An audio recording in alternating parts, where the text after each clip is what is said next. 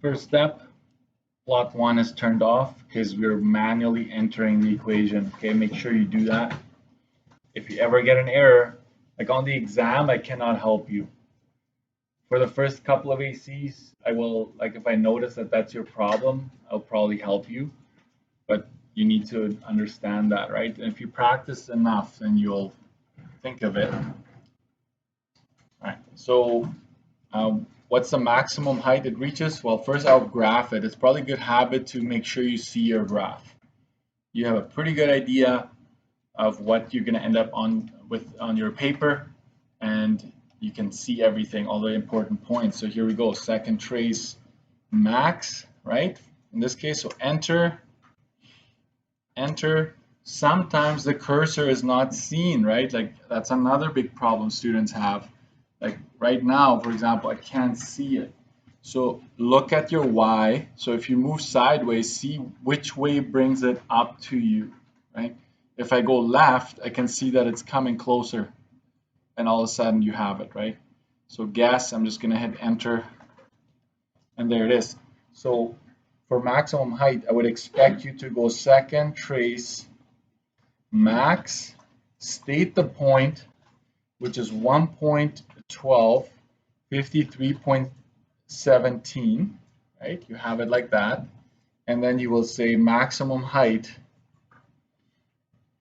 is 53.17 feet, right? To get the full mark. So I'll give you half a mark if you got the vertex because you're sort of get in the right place, but you still need this to have the full. You have to have a unit, and you have to tell me which one of those two numbers tells me. You could say after 1.12 seconds, the ball reaches the maximum height. Is it a ball? Jump. The person reaches the maximum height of 53.17 feet. Okay. How long does it take for her to reach the water? That's my x-intercept. So y2 is equal to 0. Second trace 5, right, for intercept. And let's go ahead and find that. And I'm going to get closer to this. I don't care about this one. So that's 4.42. 4.420. So that's a half mark there, but you would say it takes 4.42 seconds, okay, to get the full marks there. So 1, right? And then how long does it take her to reach a height of 0.5 feet, right? So here you would want y2 is equal to 0.5 second trace 5 for that, right? So we're going to go 0.5 because that's the y value we know, hit graph, and then we go second trace 5, go closer to that one, enter, and it would be 4.40, right? It's slightly less. So that'd be 4.40, 0.5 it is, right? That's the point you're actually finding. So it takes 4.40 seconds. This is not the question. Well, it could also say how long does it stay above 0.5 feet, right? That would also be, you would have done it the same way. At 1.45 seconds, how high is she?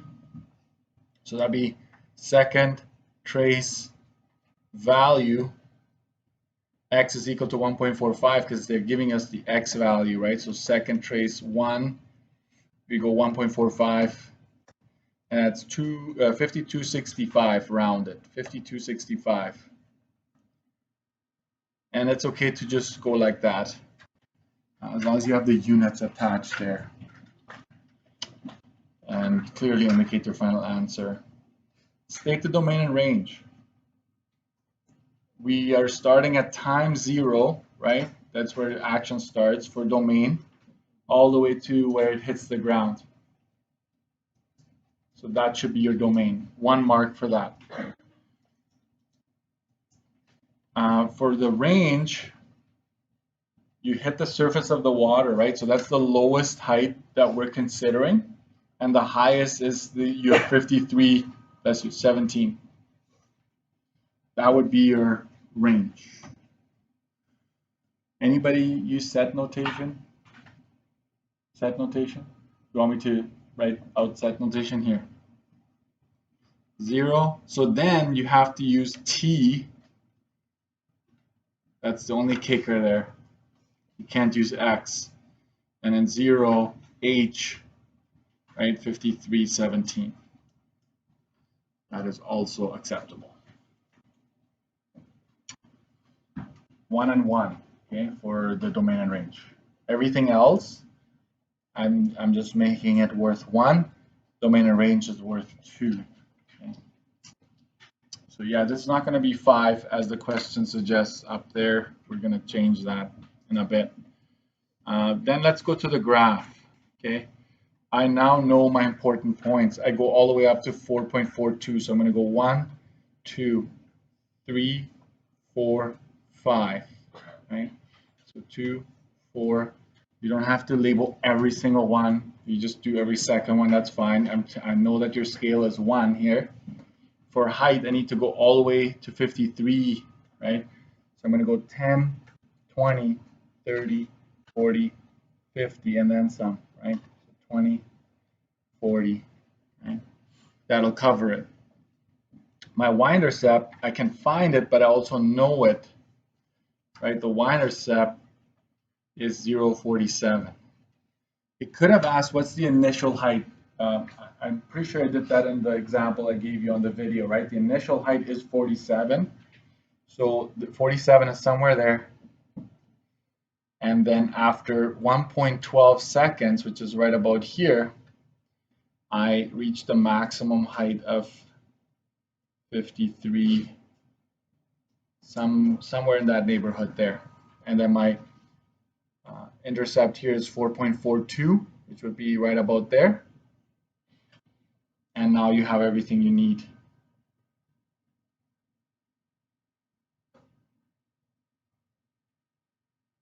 Okay. And just add your equation.